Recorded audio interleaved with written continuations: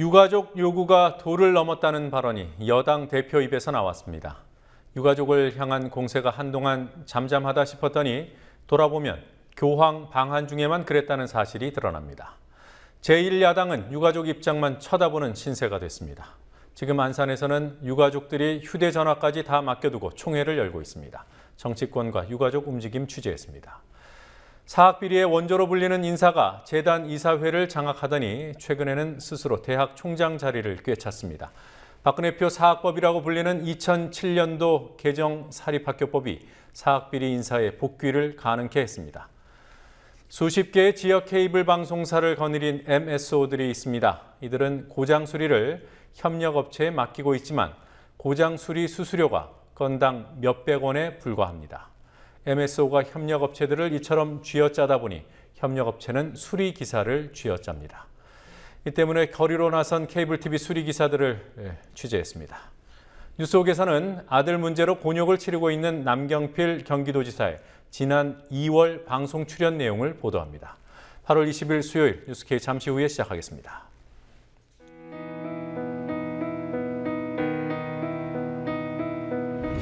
(1960년 4월 19일) 당시 언론은 빨갱이 데모라고 했습니다. 지금 우리는 혁명의 역사로 기억합니다. 1980년 5월 18일 당시 언론은 불순분자의 폭동이라 했습니다.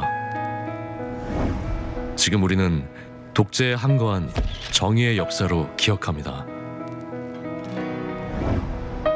1987년 6월 10일 당시 언론은 대학생 가두 시위라 했습니다.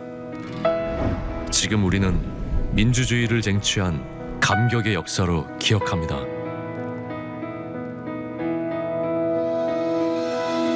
백 없고 돈 없는 노동자, 서민, 학생들이 스스로 타올라 역사를 만들었습니다. 현실은 다시 타오를 것을 요구하고 있습니다. 아니, 이미 타오르고 있습니다.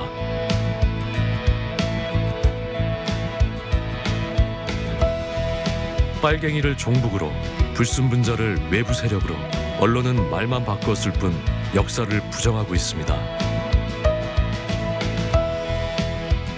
2014년 4월 1일 국민TV가 개국한 이유입니다. 국민TV는 역사를 역사로 기록하겠습니다.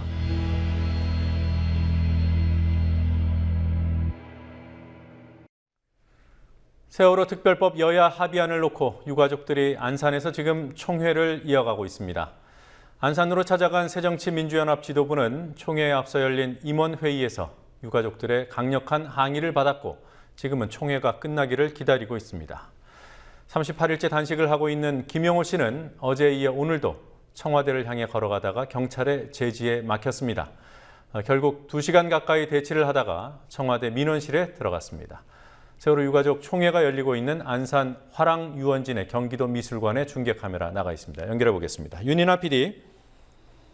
네, 총회가 저녁 7시에 시작이 됐죠. 벌써 2시간이 넘었습니다. 아직 진행 중입니까? 네, 그렇습니다. 아직 총회는 진행 중인데요. 현재는 30분간 정회 중입니다. 현재 이곳 안산 화랑유원진의 경기도 미술관에서 세월호 희생자 가족 총회가 열리고 있습니다. 오늘 총회에는 유가족 200여 명이 참석해 세월호 특별법에 대한 양당 원내대표의 합의안을 놓고 진지하게 협의하고 있습니다. 안산이 지역구인 새정치민주연합의 부자연 의원과 김영환 의원, 그리고 세월호 특별법 TF 야당 간사인 전해철 의원은 총회에는 참석하지 못하고 미술관 내 다른 곳에서 결과를 기다리고 있습니다.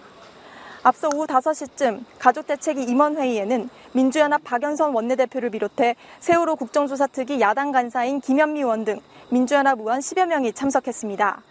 이 자리에서 유가족들은 여야 합의안에 대해 반대 의사를 밝히며 야당이 여당의 주장을 유가족에게 설득하고 있다고 비판했습니다. 네, 총회 결과가 어떻게 나올지 정치권은 물론이고 많은 국민들이 주목하고 있습니다.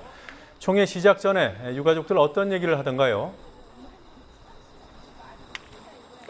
네, 가족대책위 김영기 부위원장은 오늘 가족총회에서 양당 원내대표의 합의안을 거부한다는 유가족들의 입장이 모아질 것이라고 말했습니다. 유가족들은 총회에 앞서 마련된 민주연합 박영선 원내대표와의 면담에서 가족과 국민이 원하는 것을 알고 있으면서 새누리당 안을 받아들인 이유가 뭐냐고 강하게 항의했습니다. 가족대책위 전명선 부위원장은 어제 합의대로 했을 경우 만약 새누리당이 정한 추천위원을 유가족이 거부하는 상황이 반복되면 국민들은 유가족 때문에 특검이 제대로 안 된다고 생각할 수도 있다며 합의안의 문제를 지적했습니다. 그러면서 유가족들은 유가족이 특검 추천위원을 선정하면 여당이 동의하는 방식으로 협의하라고 요구했습니다.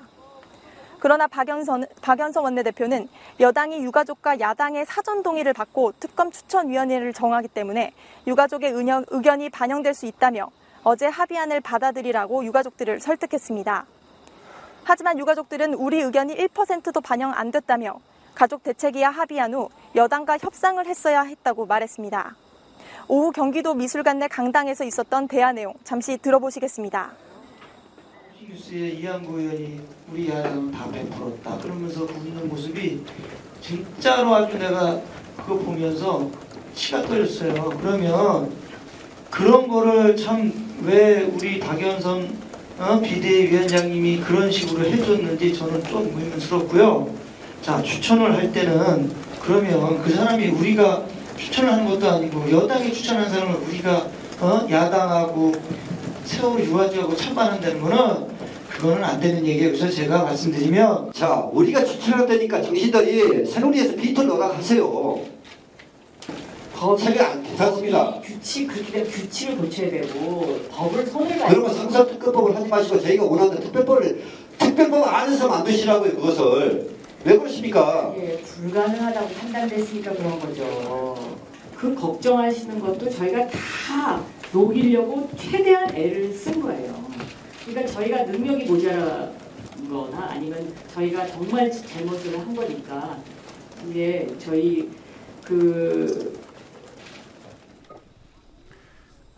광화문에서 38일째 단식 농성을 하고 있는 유민 아빠 김영호 씨, 오늘 안산 가족총회에 참석했습니까? 아니요, 김영호 씨는 오늘 가족총회에 참석하지는 않았습니다. 김 씨는 현재 건강이 쇠약해져 걷기도 힘든 상태고 앉아있을 때도 지팡이에 의지하고 말도 최대한 아끼는 등 건강이 우려되는 상황입니다. 김 씨를 오전에 진료한 의료진은 건강 상태가 하루가 다르게 악화되고 있다며 앞으로 2, 3일을 버티기가 어렵지 않겠냐고 말했습니다. 앞서 김 씨는 오전 8시 반 민주연합 박영선 원내대표를 만났습니다. 이 자리에서 박영선 대표가 여당과 다시 협상하는 것은 힘든다는 입장을 보이자 김 씨는 야당은 이제 빠지라 유가족이 직접 하겠다고 말했습니다. 김 씨는 오늘도 박근혜 대통령에게 특별법 제정을 촉구하며 청와대에 방문했지만 경찰에 의해 진입이 통제됐고 2시간여 대치 끝에 대통령 면담 신청서를 작성해 청와대 관계자에게 전달했습니다. 김 씨는 면담 신청서에서 21일 오후 3시에 박 대통령과 면담할 수 있게 해달라고 요청했습니다. 네, 그 이후 상황을 보니까 청와대에서 사실상 면담 신청을 거부를 했더군요. 자, 야당 의원들도 동조 단식에 합류하고 있다는 소식이 있습니다. 누가 현장에 왔습니까? 네, 어제에 이어 오늘까지 이틀째 새정치민주연합 문재인 의원이 이틀째 동조 단식을 벌이고 있습니다. 오늘 정의당 소속 의원 5명도 수사권과 기소권이 보장되는 특별법 제정을 주장하며 청와대 앞에서 단식에 돌입했습니다. 정의당 의원들은 38일째 단식하며 사선에 놓인 김영호 씨의 단식을 멈추게 하기 위해 동조 단식을 하겠다고 밝혔습니다. 영화인들에 이어 오늘은 연극인들도 릴레이 동조 단식에 동참하는 기자회견을 열었습니다. 세월호 참사 국민대책회의가 오늘 시민들의 동조 단식을 호소하는 긴급 호소문을 발표했던데요. 구체적인 내용 전해주시죠. 네, 세월호 참사 국민대책회의는 오늘 긴급 호소문을 내고 시민들에게 38일째 단식 중인 김영호 씨와 함께 동조 단식을 참여해 줄 것을 호소했습니다. 대책회의는 시민들에게 내일 오전 11시 광화문 광장으로 와달라고 요청하면서 못 오는 시민들은 각자의 자리에서 단식을 선언해달라고 밝혔습니다. 세월호 유가족들을 어루만졌던 교황의 위로는 이제 우리가 짊어져야 할 몫이라며 국민적 연대를 호소했습니다. 지금까지 안산 화랑유원진의 경기도 미술관에서 국민TV 뉴스 윤인아입니다. 네, 세월호 특별법 여야 합의안에 대한 유가족 총회 결정이 조금 전에 내려졌습니다. 재합의안을 거부한다는 결정입니다. 유가족 총회가 열렸던 안산 경기도 미술관 중계 카메라 연결해 보도록 하겠습니다. 윤인아 PD, 네, 결정 내용 자세히 전해 주시죠. 네, 유가족 200여 명이 참석한 가운데 투표가 붙여졌었는데요. 지금 결론적으로는 유가족의 양당 원내대표가 합의한 세월호 특별법 안을 거부한다는 것으로 결정이 됐습니다. 현재 구체적인 표결 결과는 곧 기자회견을 통해서 밝힐 예정입니다. 네, 어떤 이유 때문에 거부를 한다고 했는지 그 부분이 취재가 됐습니까? 네, 유가족들은 이제까지 꾸준히 수사권과 기소권이 보장된 진상조사위원회를 구성할 것을 주장해 왔는데요. 어저께 가족대책위가 긴급 기자회견을 통해 밝혔던 것처럼 양당 원내대표의 합의안을 거부하는 것을 유가족 전체 의결을 표결을 붙여서 이제 확정 지은 것입니다. 지금 구체적인 표결 결과는 나오지 않았지만 유가족 대부분의 의견이 수사권과 기소권이 보장되는 진상조사위원회 구성을 강력히 요구하고 있다라고 지금 밝히고 있습니다. 예, 오늘 유가족 총회라고 했는데요. 일반 희생자 유가족들은 몇 분 정도가 참석했습니까? 네, 일반 희생자 유가족도 오늘 가족 총회에 참석한 것으로 알려졌습니다. 현재 구체적으로 몇 명이 참석했는지는 확인하지 못한 상태지만 다 함께 오늘 투표에 참석한 것으로 알려졌습니다. 네, 좀 정리를 해보면 어제 여야 원내대표가 다시 합의한 내용을 보면 진상조사위원회와 상설특검을 연계시키는 기존의 틀은 유지하면서 다만 상설특검을 추천할 때 구성되는 추천위원회, 여당 몫이 2명인데 그 2명을 유가족 동의를 얻어서 추천하겠다 이런 내용 아니었습니까? 하지만 유가족 측에서는 추천권도 아니고, 그러니까 추천위원을 추천하는 것도 아니고 여당이 추천할 때 동의 여부만 입장을 낼 수 있는 방법으로는 수사권과 기소권을 온전히 행사할 수 없다 이렇게 보는 것이죠. 네, 그렇습니다. 유가족들은 특검 추천위에 여당 몫이 2석이 있는 것을 꾸준히 반대해 왔습니다. 오늘도 양당 원내대표 안에 이와 같은 점을 반대하면서 기존의 수사권과 기소권 부여를 주장했던 원안을 유가족들이 이제까지 꾸준히 주장해왔던 원안을 다시금 재확인한 것이라고 볼 수 있습니다. 네, 그러니까 유가족들도 사실은 어제 김무성 새누리당 대표에게 일종의 가이드라인, 그러니까 유가족 측에서 양보할 수 있는 최소한의 선을 제시를 했습니다. 그것이 특검 추천위원회 구성 7명 가운데 여당이 추천하는 2명, 이 부분을 유가족이 지명을 할 수 있도록 해달라 이렇게 요청을 했지만 결국 여야 협상 과정에서 여당 몫 2명을 유가족 측에서 지명하는 것이 아니라 여당이 추천하면 유가족이 사후에 동의하는 것, 그렇게 결정이 됐는데 그 부분을 이제 아예 가이드라인이다 아니면 최소한이다 이런 것들을 다 다시 원래대로 돌리고 기존의 진상조사위원회 아예 기소권과 수사권을 다 달라 이런 입장으로 회귀한 거군요. 네, 그렇습니다. 유가족들은 여당 몫의 2명을 유가족이 직접 추천해야 한다고 주장했는데요. 오늘 박영선 원내대표는 이는 현행 상성특검법상 법을 고치지 않는 한 불가능하다는 입장을 보였습니다. 이로써 유가족들은 수사권과 기소권이 부여된 진상조사위원 구성을 다시금 주장하게 됐습니다. 네, 알겠습니다. 오늘 세월호 특별법에 관한 유가족 총회가 열렸습니다만 합의안을 거부하기로 결정했다는 소식 현장 연결해서 알아봤습니다. 윤현아 PD 수고했습니다. 세월호 특별법 여야 합의안에 대한 유가족 입장에 따라 제1야당 민주연합이 한숨을 돌릴지 내부 갈등이 증폭될지 방향이 결정될 것으로 보입니다. 새누리당은 제1야당이 2번이나 합의를 깨려 하고 있다며 선제 공격을 펴면서 유가족 요구가 도를 넘었다는 입장도 내놨습니다. 민주연합이 주최한 수권정당의 길을 말한다는 제목의 오늘 국회 토론회에서는 수권을 말하기 전에 위기의식부터 가져야 한다는 지적이 나왔습니다. 정치권 취재하고 있는 PD 연결해서 알아보죠.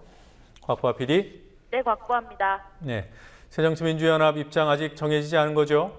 네, 오늘 밤 가족총회가 끝난 후 위원총회를 한 번 더 거친 뒤에야 민주연합의 최종 입장이 정리될 것으로 보입니다. 민주연합은 어젯밤 의총에서 여야 합의안에 대한 추인을 유보하면서 유가족들의 동의를 얻는 게 최우선이라는 결론을 내렸습니다. 이에 따라 민주연합 위원들은 오늘 광화문 광장과 국회 안산 등지에서 유가족들을 만났는데요. 박영선 원내대표는 오늘 아침 광화문 광장에서 단식 중인 유민희 아빠 김영호 씨를 비롯해 유가족들과 40여 분간 면담했습니다. 이 자리에서 박 원내대표는 유가족의 뜻을 다 반영하지 못한 잘못을 용서해달라고 설득하면서도 추가 재협상은 어렵다는 입장을 전한 것으로 알려졌습니다. 박 원내대표는 오후에도 10여 명의 의원들과 함께 안산으로 가 가족 재택위 관계자들을 만났고 전해철 부자연 의원 등 몇몇 의원들은 가족총회장 밖에서 대기하는 중입니다. 그럴 가능성이 어느 정도인지 모르겠습니다만 만약 유가족들이 합의안을 받아들인다는 결정을 하면 특별법은 언제 통과되는 겁니까? 네, 유가족들이 합의안에 동의하더라도 여야가 생각하는 일정표가 다릅니다.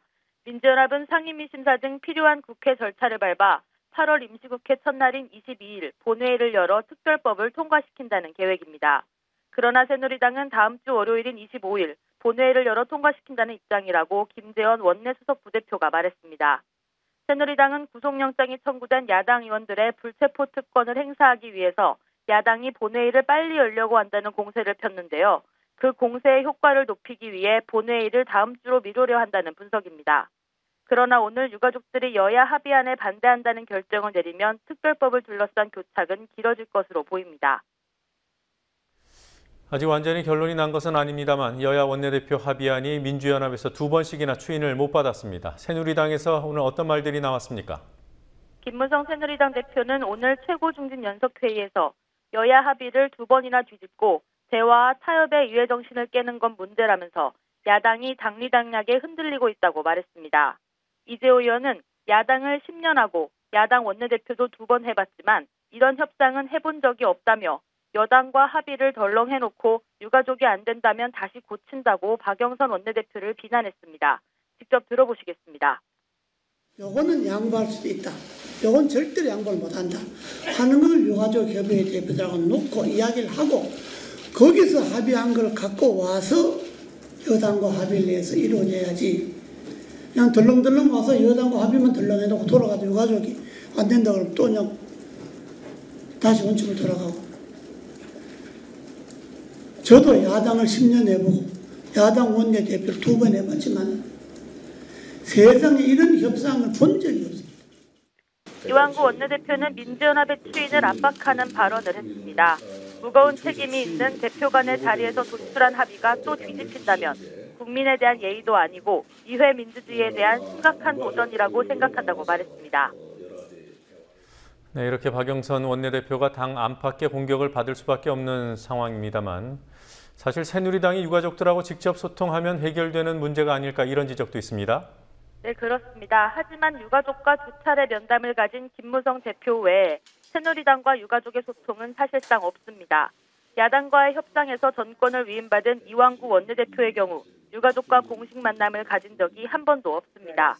이에 대해 이석현 국회 부의장은 오늘 왜 새누리당은 합의안을 가지고 유족의 이해를 구하는 노력을 하지 않는지 이해할 수 없다며 여권이 세월호 사고 진상규명에 남일처럼 뒷짐을 지고 있다고 비판했습니다. 이런 지적은 새누리당 내에서도 나왔습니다. 이재호 의원은 세월호 사고에 대해 정부가 구조할 시간에 구조를 못해 사망자 수가 늘어났다는 건 천하가 다 아는 일이라며 정부를 탄생시킨 집권당이 진상규명에 성의를 다해야 한다고 말했습니다. 세월호 가족 대책위의 유경근 대변인도 오늘 라디오 인터뷰에서 특별법 논의 과정에서 특히 여당과 대화하고 싶다고 말했습니다. 네, 하지만 김무성 새누리당 대표가 유가족 요구를 일축을 했어요. 유가족들의 요구가 양보 가능한 선을 넘었다. 이런 말을 했던데요. 관훈클럽 토론회에서 나온 말이죠. 네, 김무성 대표는 세월호 특별법 합의안에 대해 이마저도 수용하지 않으면 어떻게 하라는 것인가라고 되물으며 유가족의 요구가 양보 가능한 선을 넘었다고 주장했습니다. 김 대표는 세월호 사고의 진상규명에는 여야가 있을 수 없다면서도 법과 질서를 벗어나는 합의는 여당으로서 하기 어렵다며 오늘 유가족 회의에서 어려운 과정을 거친 합의문을 그대로 수용해 주시길 간절히 부탁드린다고 말했습니다. 협상 초기 야당에 특검 추천권을 양보하겠다고 발언한 데에 대해서는 상황 파악이 전혀 안 돼 있다는 전제하에 김한길 당시 대표와 만나 얘기가 나온 것이라고 해명했습니다. 자신의 말을 지키지 못한 게 문제가 될 게 없다는 뜻이었습니다. 이 발언이 알려지자 민주연합의 유기용 수석 대변인은 야당과 유가족의 기대를 한껏 높여놓고 변명하는 건 여당 대표의 처신으로는 매우 가볍고 무책임한 것이라고 꼬집었습니다. 어젯밤 민주연합이 8월 임시국회를 단독으로 소집하면서 구속영장이 청구된 의원들을 보호하기 위한 방탄국회를 여는 게 아니냐 이런 지적이 있습니다. 방탄국회 맞는 지적인가요? 네, 그런 지적도 있습니다. 민주연합이 어젯밤 자정 직전 임시국회 소집 요구서를 제출함에 따라 구속영장이 청구된 야당 의원들에 대한 불체포 특권을 하루라도 빨리 행사하기 위해 방탄국회를 소집했다는 지적이 나왔습니다. 이에 대해 민주연합은 세월호 특별법을 조속히 처리하기 위해서라고 반론을 펴는 한편 정부가 사정정국을 조성하고 있다고 맞섰습니다. 박범계 원내대변인은 민주연합 신계륜, 신학용, 김재윤 의원에게 구속영장이 청구된 데에 대해 야밤에 기습작전하듯 구속영장을 청구한 것은 명백한 야당 탄압이고 사정정국 조성의 신호탄이라고 반발했습니다. 박 대변인의 말 들어보시겠습니다. 더군다나 어젯밤 기습작전을 하듯이 청구된 구속영장이 내일 바로 법원에 의해서 실질심사가 잡혔다고 합니다. 법원과 검찰이 군사작전을 하고 있습니다. 서초동에 의한 대한민국의 통치가 좀 시작됐다.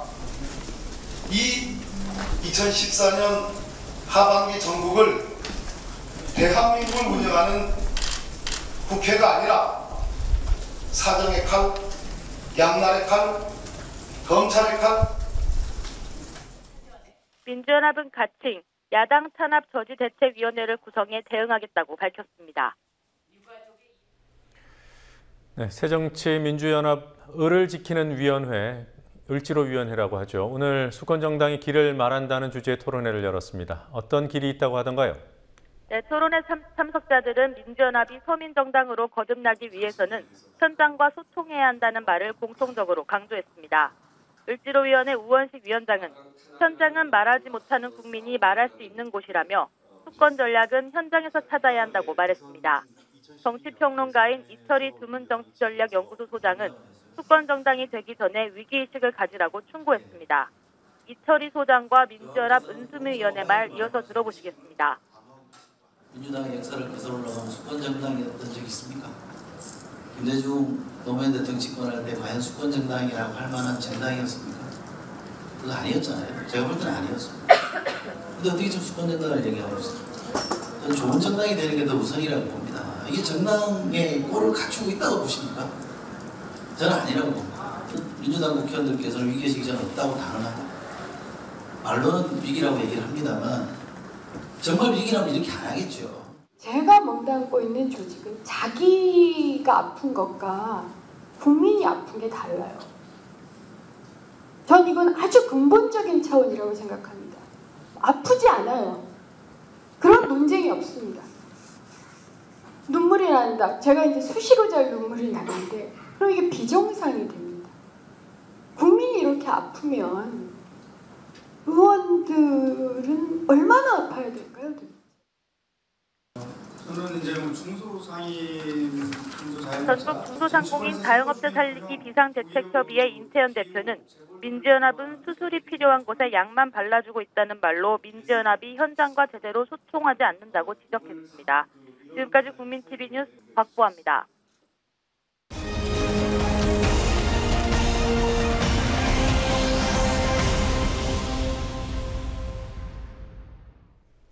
사학비리의 원조로 불리며 상지대에서 퇴출됐던 김문기 전 이사장이 21년 만에 총장으로 상지대에 복귀했습니다. 재단 이사회 진출이 교육부 승인 사항이기 때문에 이미 측근들로 장악된 이사회 의결만 필요한 총장을 택했습니다. 비리 원조 인사에게 대학 복귀의 길을 터준 법은 2007년 박근혜 대표 시절 한나라당이 밀어붙여 만들어진 개정 사립학교법입니다. 김지혜 PD가 취재했습니다. 교비 횡령, 부정입학 등 사학비리를 저질러 학교에서 쫓겨났던 김문기 씨가 21년 만에 상지대에 돌아왔습니다. 지난 18일 상지대 재단인 상지학원은 김문기 씨를 상지대 총장으로 임명했습니다. 학생들은 총장실을 나흘째 점거 중이고 교수협의회가 어제 반대 성명을 발표하는 등 구성원들은 반발하고 있지만 김 씨의 총장 선임은 합법적입니다. 김 씨와 같은 비리 인사가 복귀할 수 있는 길을 터준 근원으로 2007년 개정된 사립학교법이 지목됩니다. 당시 한나라당 박근혜 대표와 황우여 교육위원회 상임위원장 등의 거센 반발에 부딪혀 비리재단의 복귀를 허용하는 방향으로 사립학교법이 개정됐기 때문입니다. 특히 개정된 법에 따라 신설된 사학분쟁조정위원회는 분쟁조정위원회라고 불리며 비리재단 인사들에게 길을 터주고 있습니다. 상지대 역시 지난 2010년 사학분쟁조정위원회의 결정에 따라 김문기 씨 일가의 복귀가 시작됐습니다. 2007년 그 대법원 판례는 그런 말은 없고 종전이사가 학교의 자율성을 위해서 소송을 할 수 있다라고 돼 있지만 추천권 같은 얘기는 일체 없었거든요. 그거 가지고서 확장 해석해가지고 사분위에서 사실상 뭐 법에 준하는 그런 지침을 만들어가지고 무조건 그냥 종전이사한테 과반 추천권 주니까 다 복귀하는 거죠. 뭐 몽땅 다. 이 추천권에 따라 지난 2010년 종전 이사장이었던 김문기 씨는 상지학원 이사 후보 4명을 추천했고 교육부는 모두 이사로 승인했습니다. 이후에도 김 씨 측 인사들이 이사로 선임돼 현재 이사회는 3분의 2 비율로 완전히 장악된 상태입니다. 게다가 지난 3월에는 김문기 씨의 차남 길람 씨가 이사장에 선임됐습니다. 김문기 씨가 직접 전면에 나서려고 한 시점은 지난달입니다. 7월 28일 재단 이사회가 김문기 씨를 이사로 선임했지만 교육부가 승인을 하지 않자 김문기 씨는 이사 대신 총장을 선택했습니다. 재단 이사장의 친인척이 총장이 되는 것 또한 교육부의 승인을 받아야 하기 때문에 차남 길람 씨가 이사장에서 사퇴하기까지 했습니다. 교육부가 상지대 측에 김문기 씨의 사퇴를 권유하고 있다는 보도가 나왔지만 법적으로 교육부가 조치를 취할 수 있는 방안은 남아있지 않은 상황입니다. 한편 상지대 구성원들은 교육부에 의견 청취를 신청했고 오늘 오후 서울에서 비공개 면담을 가졌습니다. 국민TV 뉴스 김지혜입니다. 지역 케이블 방송국들을 여럿 소유하고 있는 케이블 방송사를 MSO라고 합니다. 케이블 TV를 보다가 고장이 나면 MSO의 협력업체에서 기사를 보내줍니다. 그리고 MSO는 협력업체에 건당 수수료를 지급하죠.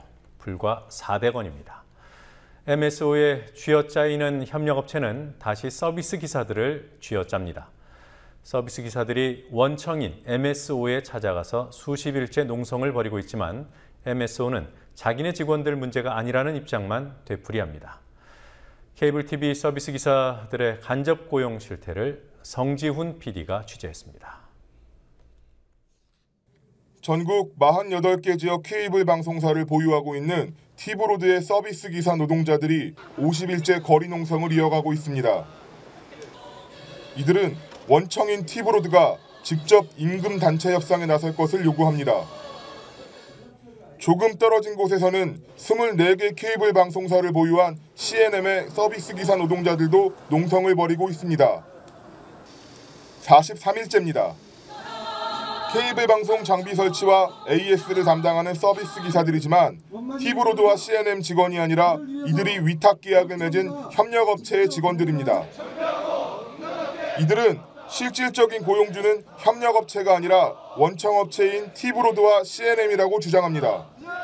협력업체와 원청의 관계는 사실 협력업체라고 볼 수가 없어요. 원청에서 모든 걸 직접 관리하고 있기 때문에 모든 거를 다 본사에서 자기들이 조종하는 대로 센터가 움직이는 거기 때문에 실질적으로 센터장이 현장에서 하는 거는 인원 관리밖에 없다고 보시면 돼요. 교섭을 진행하면서 고용 보장이나 임금 인상은 우리가 할 수 있는 능력이 되지 않는다. 결국 이거 원청이 풀어야 할 문제다라고 해서 원청 앞에서 이렇게 진행을 하고 있고. 농성 중인 노동자들은 티브로드와 CNM이 매출 감소의 책임을 협력업체에 떠넘기고 협력업체의 수익을 일방적으로 차감하며 이른바 슈퍼갑질을 해왔다고 지적합니다. 실제로 CNM은 건당 800원의 유지보수 수수료를 협력업체에 지급하다 2014년 특별단가라는 이름을 붙여 반으로 줄였습니다. 가입자 유치의 압박 때문에 신규 가입자의 이용요금을 협력업체가 대납하는 사례도 있었습니다. 원청의 협력업체 쥐어짜기는 결국 노동자에게까지 영향을 미치게 됩니다. 10년, 20년 일하신 분들도 있고 30년 일하신 분들도 있고 많이 일하시면 50년 일하신 분들도 계세요. 간접 고용이라는 형태로 해서 경력도 안 쳐주고 그리고 직접 고용도 안 된 상태에서 이제 노조를 한다는 이유 하나만으로 잘라버리면은 저희 이제 갈 데가 없는 거거든요. 그러나 원청인 티브로드와 CNM은 이들의 요구를 수용할 수 없다는 입장입니다. 아예 자신들과는 완전히 무관하다고 주장하기도 합니다. 예, 지금 CNM 노조에서 지금 파업하고 농성하고 있는 거 관련해서 몇 가지 여쭤보고 싶어서 전화 드렸거든요. 저희 회사 직원들은 파업을 하고 있지 않고 있고요. 서비스 기사 노동자와 같은 간접 고용 노동자들은 원청 회사로부터 직원으로 인정받지 못하기 때문에 노동복지의 사각지대로 내몰릴 수밖에 없다는 지적이 나옵니다. 노동자들에게는 비용 절감이라는 것은 저임금으로 돌아올 수밖에 없는 것이고 고용 유연성이라는 것은 고용에 대한 불안정으로 올 수밖에 없는 것이고 그리고 사용자들이 책임을 회피할 수 있다는 것은 노동상권이 제약될 수밖에 없다는 점으로 돌아오게 됩니다. 그래서 간접 고용은 굉장히 노동자들에게 불리한 그런 제도라고 볼 수가 있는데요. 특히 CNM의 외국계 사모펀드처럼 단기 수익에 치중하는 자본이 방송사까지 소유하면서 간접 고용 노동자들은 비용 절감 대상 1순위가 됐습니다. 오히려 이제 과도한 이자 지급, 배당금 지급 이렇게 되면서 비용이 쪼달리게 되니까 기존에 있는 어떤 시스템 자체를 전부 다 저비용 구조로 가게 되죠.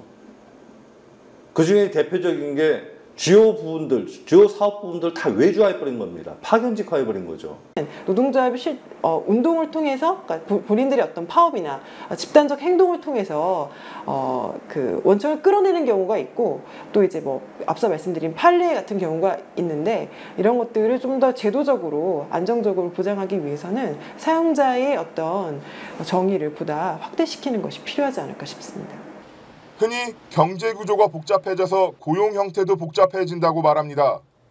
하지만 현재의 경제 구조와 고용 형태는 노동자의 희생을 거름삼아 기업의 이용과 효율을 극대화하는 쪽으로 복잡해지고 있습니다. 국민TV 뉴스 성지훈입니다. 한국의 출산율은 세계 최저 수준입니다. 한국은 여성이 직장을 갖기 가장 어려운 나라이기도 합니다. 이 두 가지 현실이 밀접한 연관성을 갖고 있음을 보여주는 분석이 나왔습니다. 여성이 일과 가정에 모두 충실할 수 있도록 해주는 환경, 이른바 여성의 양립을 위한 사회 자본의 수준을 분석한 내용, 강신혜 PD가 보도합니다. 우리나라 여성이 일과 가정에 모두 충실할 수 있도록 해주는 환경, 이른바 여성의 양립을 위한 사회 자본이 매우 열악하다는 분석 결과가 나왔습니다. 현대경제연구원이 OECD 34개 회원국 중 28개 나라의 일과 가정의 양립을 위한 사회자본을 측정한 결과 한국은 28위, 꼴찌였습니다. 미국이 26위, 일본이 27위였습니다. 룩셈부르크와 벨기에가 1, 2위로 나타났고 노르웨이, 스웨덴, 덴마크 등 북유럽 국가들이 상위권을 차지했습니다. 여성 양립을 위한 사회자본은 정부와 기업 차원의 제도적 기반과 공동체와 가정에서의 배려 분야로 나누어 분석했고 한국은 두 분야 모두에서 최하위였습니다. 먼저 제도적 기반의 경우에는 정부의 지원도 적었지만 직장의 배려가 더 취약했습니다. 우선 한국에서 남성 임금이 100이라면 여성은 62.5%에 불과해 꼴찌였습니다. 이를 성별 임금 격차로 나타내면 37.5%로 분석 대상 28개국 평균치보다 2.5배나 컸습니다. 주 50시간 이상 장시간 노동에 노출돼 있는 여성 노동자 비율도 17.1%로 평균치의 4배였습니다. 정부의 제도적 지원 수준은 28개국 중 23위였습니다. 가족부양비 지원 등 가족 관련 공공지출이 국내 총생산 GDP에서 차지하는 비중은 0.8%로 27위였지만 여성 노동자 보육시설 이용률이 83.6%로 다소 높게 나타나 정부 지원 순위를 어느 정도 올렸습니다. 이 밖에 다른 사회, 제도적 환경도 여성에 우호적이지 않습니다. 여성의 육아 부담을 남성이 분담하도록 남성 육아휴직 제도를 시행하고 있지만 한국의 남성들은 1인당 평균 2.8일을 사용하고 있을 뿐입니다. 룩셈부르크의 189일과 현격한 차이를 보여줍니다. 이런 상황이다 보니 한국 여성은 가정과 직장 둘 중 하나를 포기하도록 강요받고 있고 이는 출산율 저하로 나타나고 있습니다. 실제로 한국의 출산율은 한 가구당 1.19명으로 OECD 가입국 중 꼴찌임은 물론 세계 224개국 중 219위였습니다. 정부는 출산 장려책을 시행해 오고 있습니다. 이번 분석은 출산 장려를 위한 근본 처방이 여성이 직장에서 마음 편히 일할 수 있도록 하는 데 있음을 보여줍니다. 국민TV 뉴스 강신혜입니다.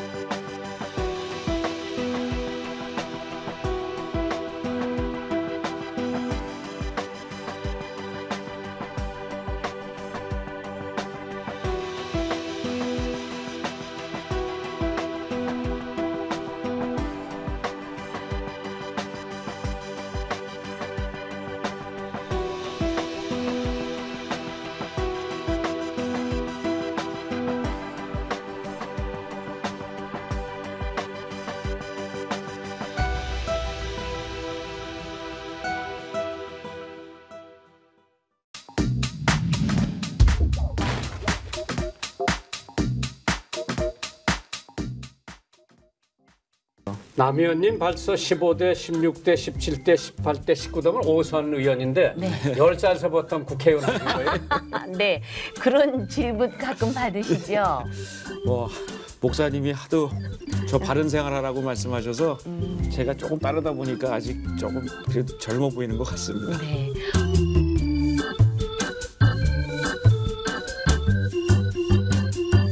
지금 둘 다 군대 갔다 지금 군대에 있습니다. 있지요? 네. 현역으로. 네. 하나는 육군, 하나는 공군. 하나는 공군. 네. 고위층의 사람들 자녀들이 군대를 많이 안 간다는 그러한 얘기인데 남 의원님은 큰아들은 육군의 최전방에 보냈고 또 둘째 아들은 공군에 비행장에 있습니다. 대한민국 남자를 태어나서 그렇게 국가 부름 받는 것 아들들이 자랑스럽게 생각하더라고요. 남경필 경기지사의 장남이 후임병을 폭행하고 성추행한 혐의로 입건돼 조사받고 있습니다. 남상병은 폭행 혐의는 인정했지만 성추행 혐의에 대해선 장난이었다고 주장한 것으로 알려졌습니다.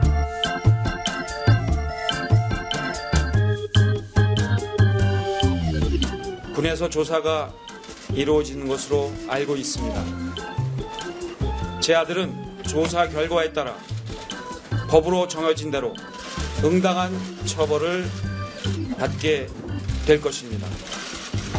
그리고 올바르게 처벌해 주시기를 부탁드립니다. 아버지로서 저도 같이 벌을 받는 마음으로 반성하고 뉘우치겠습니다.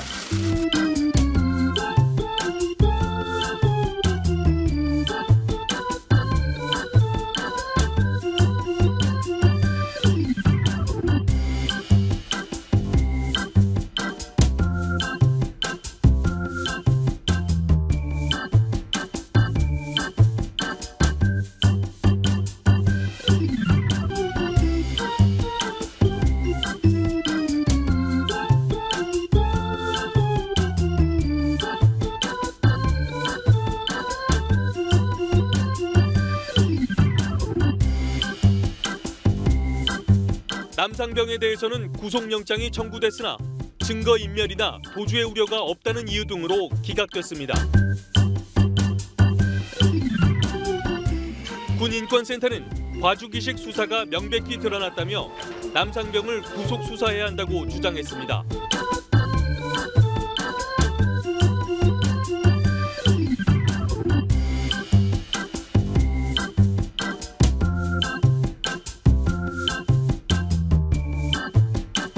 왜 자기가 이거 옳다고 생각해서 취진을 했는데 호응해주는 사람보다 반대하는 세력이 더 많아가지고 애도 좀 먹었을 것 같은데 그런데 이제 고민을 부인한테 털어놓으면은 부인이 참 당신 억울하다 뭐 이러한 그 조언도 해줍니까? 그럼요. 저는 가족에서의 평안이 정치를 해나가는 원동력이라고 생각을 하거든요. 정치를 해나가는 원동력이라고. 아들들도 둘이나 있는데 기독교 초등학교 나오면서 나한테 졸업장 받으면서 큰아드님이 목사님 저 목사 될래요? 그러더라고. 저 목사 될래요?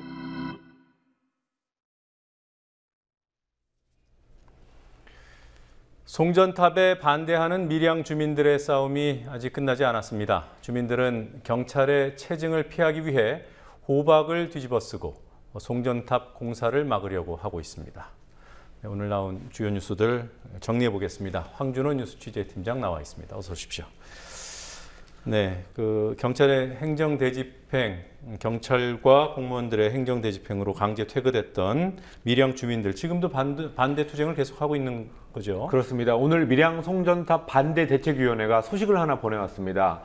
지난 6월 11일에 송전탑 공사 예정지에 있던 움막이 강제로 철거가 됐었고 또 주민들도 거기서 끌려 나왔지만 아직도 공사 자재를 실은 차량의 진입을 막으면서 경찰과 대치를 하고 있습니다.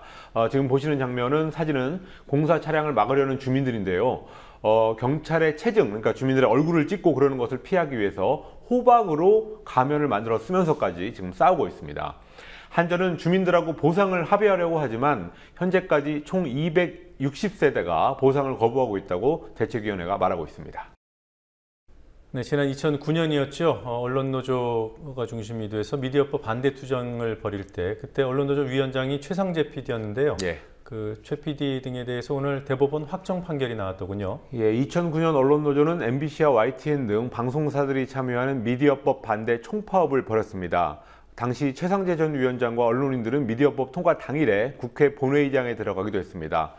이후에 1심 법원에서 최상재 당시 위원장은 업무방해와 집시법 위반으로 징역 1년 6개월, 집행유예 2년을 선고받았고 2011년 2심에서 파업의 목적이 언론 공정성과 독립성을 위한 거였다고 인정받으면서 형량이 징역 1년에 집행유예 2년으로 약간 줄었습니다. MBC 김재철 사장 취임에 반대해서 파업을 시도했던 이근행 MBC 전 노조위원장과 노조 집행부들도 250만 원에서 1000만 원에 해당하는 벌금을 선고받았습니다. 네.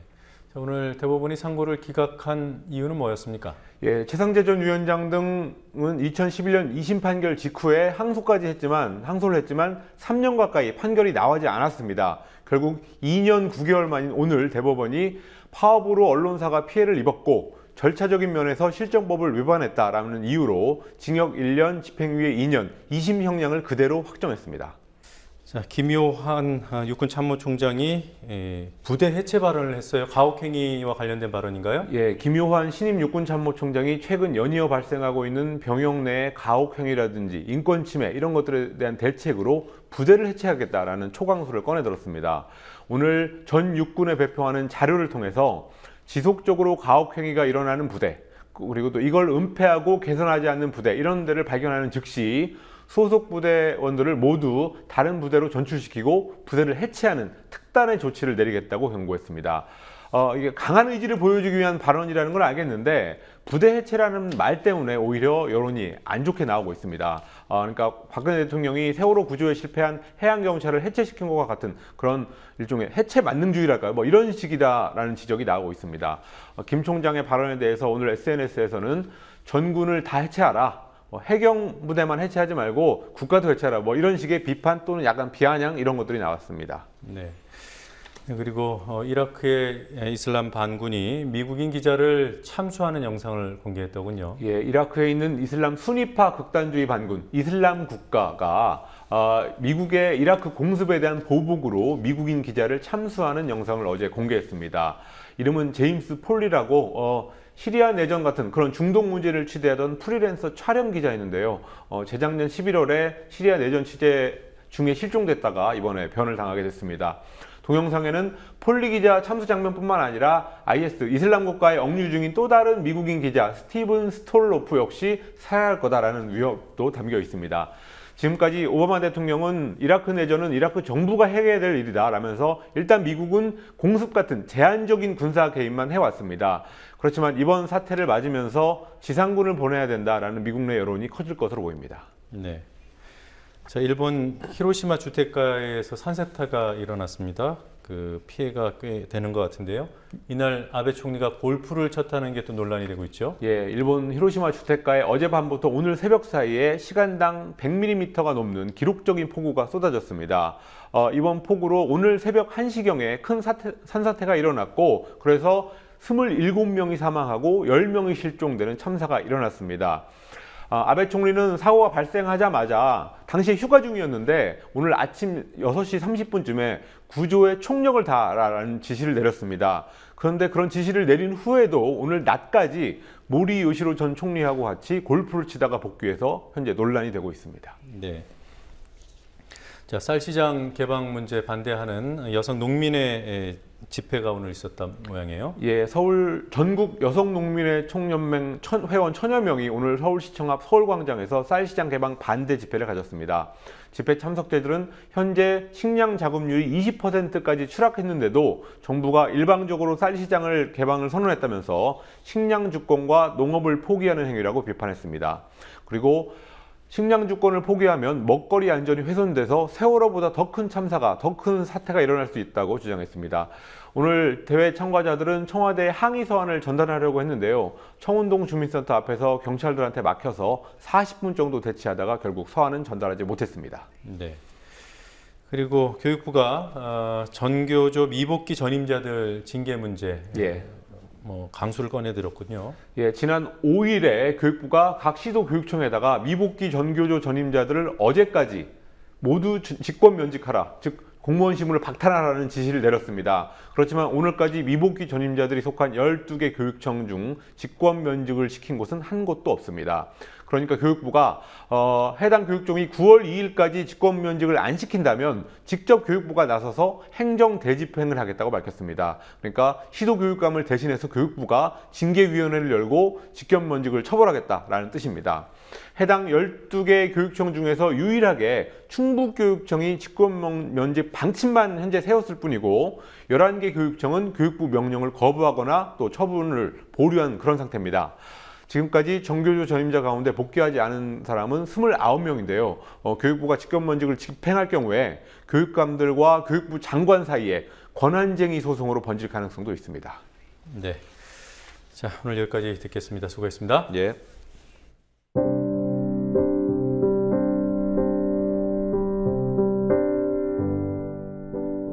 프란치스코 어른의 방문 이벤트가 끝나고 비 오시는 날 쏟아지는 세상 이야기라고 악취뿐입니다. 산 사람들 이야기에서 시체 썩는 냄새, 시취가 풍깁니다.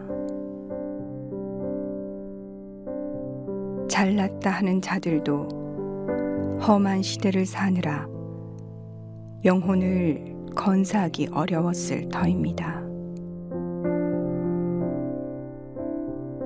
돈과 권력에 눈을 팔고 살면 당연히 망가지지요. 스스로 병이 병인 줄 모르는 건 그 중에도 중증입니다. 말기 증상이라고들 하지요. 돈과 권력의 하수인이 된 꼭두각시들이 수사 결과 따위를 발표합니다. 들으나 마나한 이야기들이지요. 합의도 마찬가지.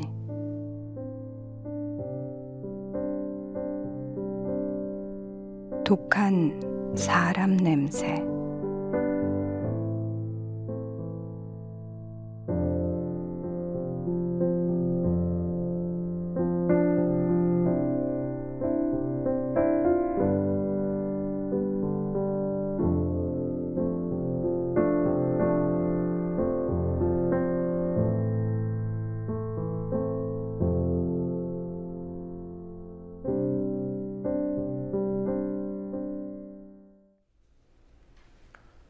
대통령은 해경이 잘못하니까 해경을 해체하겠다고 했습니다. 육군 참모총장은 가혹행위 문제가 심각한 부대는 해체하겠다고 했습니다. 해경도 군 부대도 해체해서는 안 되는 꼭 필요한 조직입니다. 그래서 대통령이 만들어낸 해체 해법은 포퓰리즘이라는 비판을 받습니다. 정말 해체 해법이 필요한 대상이 있습니다. 사회에 해악을 끼치고 있는 대상이 있습니다. 잘한다 해도 태생의 불법성 때문에 고민스러울 텐데 시도 때도 없이 선정보도, 왜곡보도로 여론을 어지럽히는 종편들이 그들입니다.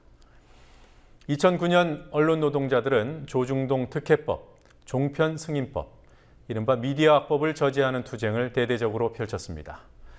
그로부터 5년이 지난 오늘 대법원은 당시 투쟁을 이끌었던 PD와 기자들에게 유죄 확정 판결을 내렸습니다.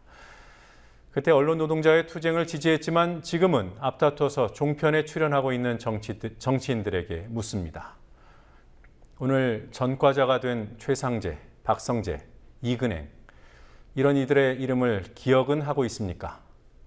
종편에 출연해서 얻고자 한다는 실익은 사익입니까? 공익입니까? 뉴스K 마치겠습니다. 내일 뵙겠습니다.